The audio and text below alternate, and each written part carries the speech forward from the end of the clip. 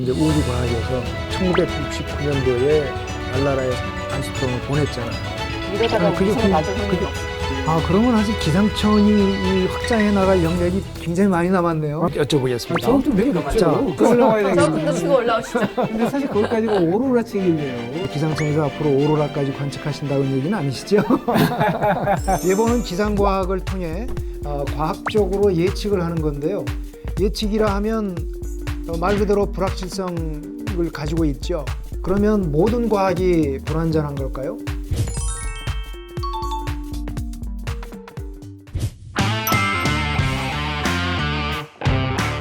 이 두 분은요 드라마 주인공으로 나오셨던 실제 주인공들이세요. 작년 초에 기상청 사람들 예보국장의 고봉찬 씨 2000년대에 그 드라마 카이스트라고 있었었어요.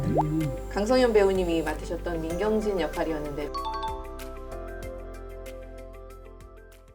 기상청에서는 어떤 업무를 하시나요? 이 날씨를 예측할 일을 하잖아요. 사실 예보 기상청이다 보니까 그럼 날씨를 예측하려면 사람이라고 하는 그 인력 자원을 동원해서 경험을 통해서 이 부분을 좀 보완을 하고 그 다음 과정이 뭐냐면 바로 전달과 대응이라고 하는 건데요. 어떻게 신속하게 알려줄 수 있을까? 그리고 이 전달된 이 메시지가 국가의 재난 시스템과 방지 시스템에 어떻게 잘 접목이 돼서 국민의 생명과 재산을 보호하는 잘 활용이 될까? 이런 부분들을 총괄해서 담당하고 있는 곳이 예보국의 업무고 예보국장의 미션이 되겠습니다. 예. 그렇군요. 국내에서 유일하게 천문학과 우주과학을 연구하는 국가연구소입니다. 천문학이라고 하시면 다들 이제 망원경으로 하늘을 본다고 그런 생각으로 사실 대학원에 천문학과를 오시는 학생들 되게 많은데 저는 현실과 다르고요. 그렇습니까? 만원형으로 안 보고 맨눈으로 보고 와서 그런가요? 컴퓨터를 보시겠죠. 컴퓨터로. 네. 하늘에서 오는 별빛을 광학으로 관측하고 그 하늘에서 오는 전파를 측정하고 우주로 직접 나가서 우주를 눕히게 될 인공위성을 설계하고 개발하는 일을 합니다.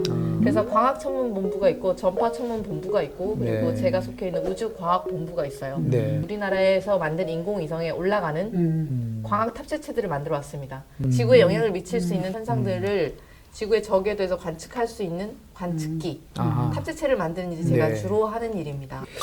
기상과학, 우주과학 공통점이 하나 있습니다. 뭔데요? 양쪽 다 하늘만 쳐다보고 살아요. 하늘만 쳐다보고. 근데 궁금합니다. 그럼 하늘 어디까지 보는지가 궁금하거든요. 주로 공기가 대류에 의해서 영향을 받는 그 높이 한 10에서 15km 10km면은 보통 대륙 비행기가 이렇게 네, 떠다니는 대륙, 높이인가요? 대륙 공기는 좀 일종의 이제 오존층이 있는 네. 열풍층권이 있잖아요. 네네. 사실은 기상 쪽에서 앞으로도 해야 될 일이세요. 우주라고 이야기하면 사실 여러 가지의 우주의 의미가 있어요. 스페이스라고 하면 우리가 가서 닿을 수 있는 우주를 의미해요. 큰 지구 우주 공간, 우리가 주로 인공위성을 보내서 인간에게 유용한 뭔가 활동을 하고 있는 우주 영역을 스페이스라고 이야기.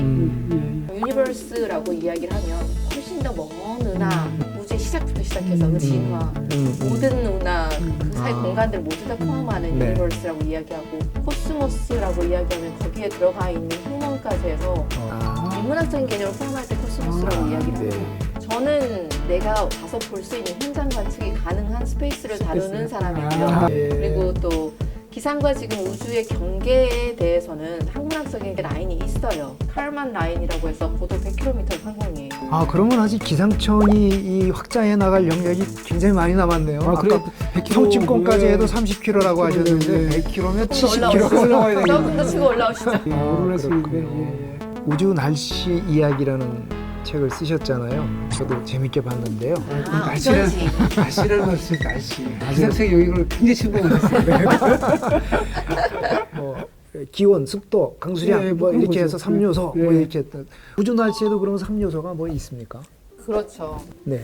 태양에서 뿜어져 나오는 모든 현상들이 지구에 영향을 미칩니다. 그렇죠. 그래서 네. 물리적으로는 이렇게 분류를 해서 네. 태양에서 나오는 입자, 전파, 자기장을 RSG라는 지표를 만들고 네. 0에서 5단계까지 나누어서 우주 날씨 예보와 개황을 저희가 모델을 만들어서 하고 있습니다. 네. 우주 날씨 예보를 원하는 기관들이 굉장히 많아요. 항공사, 항공우주연구원, KT, SK 모든 위성 운영국들, 네. 특히 국방부. 국정원, 상사 다.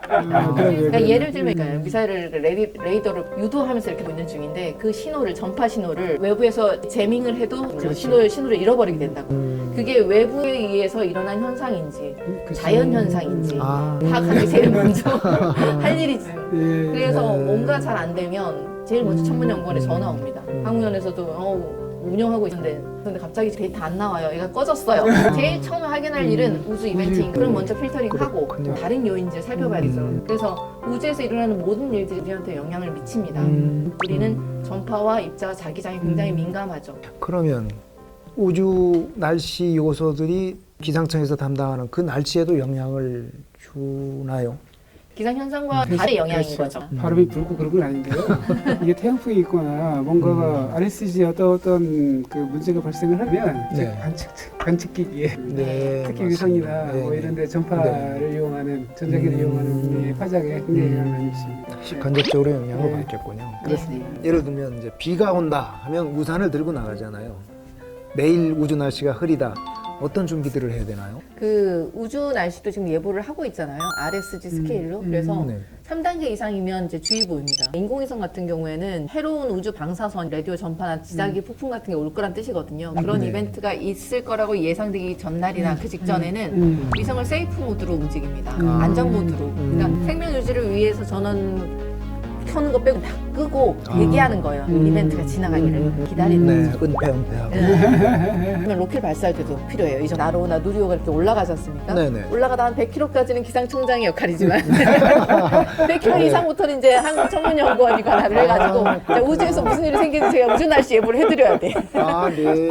그때 제일 중요한 거는 S지수예요. 네. 양성자 입자가 하나하나는 부품 하나에 직접적인 타격을 일으킵니다. 로켓이나 인공위성 100kg짜리에 한 10,000개 정도의 전자 부품이 들어가요. 그 부품들이 반도체들이 사실 그 양성자와 전자에 치명적입니다. 아, 그렇군요. 네, 그래서 그 입자들이 더 많이 들어오니 적게 들어오는지 예보 굉장히 중요해요. 아, 네. 그 날짜까지 점지를 받으셔야 돼요. 아, 네.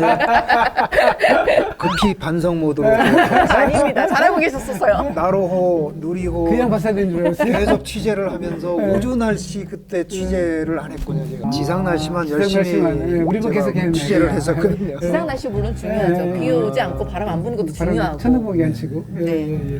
그럼 우주 날씨는 어딜 봐야 알 수 있나요? 저를 보시면 돼요. 날씨는 기상청 홈페이지에 들어간다든가 아, 네네. 아니면 날씨 앱을 본다든가 또 9시 뉴스에서도 해주고 근데 네네. 우주 날씨를 9시 뉴스에서 아직 안 해주고 안 해주죠. 네. 특수한 정보이기 때문에. 네, 우리가 알려면 일반 민간인들이 네네네. 알려면 알 수 있는 방법이 없나요? 알 수 있는 방법이 많이 있습니다. 기상청에 국가기상위성센터에 우주기상 서비스를 지금 하고 있습니다. 거기에 지금 돌아오고 있는 모델이 제가 개발해서 납품한 모델이에요. 아 그래요? 네. 기상청이 제가 납품을. 그리고 네, 제주도에 있는 우주전파센터에서 RSG 예보를 하고 있는 것으로 알고 있습니다. 맞습니다. 네. 30년 출입했는데 그걸 모르고 있어요. 아니 다 하실 수는 없죠. 네. 기상청을 출입하셔서 그렇습니다. 기후위기도 있고요. 외계인들이 나타났다고 가정을 하고 지구가 이제 멸망 직전에 있습니다. 그래서 타임 캐슐을 넣어두려고 해요. 후대 인류를 위해서. 예. 그래서 직업을 골라야 하는데 네. 한 자리밖에 안 남았습니다. 아 어렵네요. 저는 항상 이제 예보를 하면서 우리가 과학적인 상식이라고는 하지만 과학이라고 하는 것은 어떤 사실을 발견해내서 그 사실을 사실대로 그대로 설명하는 그 일종의 학문이잖아요. 그러다 보니까 우리 관측할 때마다 어떤 현상이 나타날 때마다 우리가 느끼는 건 절대로 같은 현상이 비슷하지만 똑같은 현상이 반복되지는 않는다. 그리고 항상 변화가 무쌍하다라고 하는 그런 생각이라서 만약에 하나만 남긴다고 하면 그래서 타임 캡슐에 네, 기상과학자가 들어가야 된다. 예. 저는 사실 과학자가 아니라 공학자가 들어가야 된다고 생각하는데 그러니까 만약에 우리가 극한의 환경에 내몰린다면 그리고 우주선에서 몇 명의 인류만 타고 밖에 나갈 수 있다면 새로운 땅에 정착해서 아무것도 없는 상태에서 무언가를 만들어낼 사람이 필요해요. 공학자가 필요합니다. 뭘 만들어 본 사람. 제가 가는 게 나을 것 같습니다. 관측을 하셔서 예. 예보를 하려고 이제 관측을 하셨잖아요. 예. 잘 맞추세요. 예측이라고 하는 부분은 불확실성을 항상 내포하고 있잖아요. 네. 그래서 오늘의 날씨, 미래의 날씨를 예측할 수 있다고 하는 것은 이게 상당히 이게 뉴턴적인 사고 방식이잖아요. 예를 들어서 현재를 알고 네. 현재 자기만의 힘을 알게 되면 네. 우리가 미래를 알 수가 있다. 어떤 시간 후에 음, 어떤 상황에 운동을 알 수가 있다라고 하는 네. 뉴턴의 제2법칙을 가지고 우리가 보통 예보를 하는데 네. 우리가 현재를 정확하게 알아야 되는데 네. 현재를 정확하게 아는 것도 한계가 있고요. 아까 그 어렵게 막 관측을 하셨는데. 왜도 모르죠. 아, 그렇습니까? 왜 그러냐면 네. 첫 번째도 잘 몰라요. 이게 사실 현재 상황을 정확하게 파악하기도 어렵고 두 번째는 이 상황을 기술할 수 있는 일종의 우리 방정식계도 불완전하고 이 방정식계가 가지고 있는 또 이제 속성이 비선형적인 방정식계를 갖고 있고 우리가 선형적인 어떤 결과로 나오는 것과 비슷한 그런 정도는 예측이 돼요. 저희가 이 정도를 놓고 보면 하루는 한 90%, 그 다음에는 뭐 85, 그다음에 80 이런 식으로 이제 가면 갈수록 정확하게 우리 관측되는 것이 아니기 때문에 그래서 이 부분은 좀 한계가 있는데 자, 그러면 내일 날씨는 한 90%. 그럼 우주 쪽은 어떠신가요? 예, 저희는 아직 뭐 예측 정확도나 뭐 이런 거를 논할 수준이 아닙니다, 사실. 그 예측 모델이 정확하려면 데이터가 많아야 하는 거거든요. 근데 이제 지상에 깔려져 있는 관측계 숫자와 우주에 올라간 위성의 숫자는 차원이 다른 얘기고, 네. 그리고 또 포함해야 되는 영역의 범위가 지금 공간의 스케일이 너무나 다릅니다. 아, 네. 하여튼 이 관측이 어려워요. 사실 예.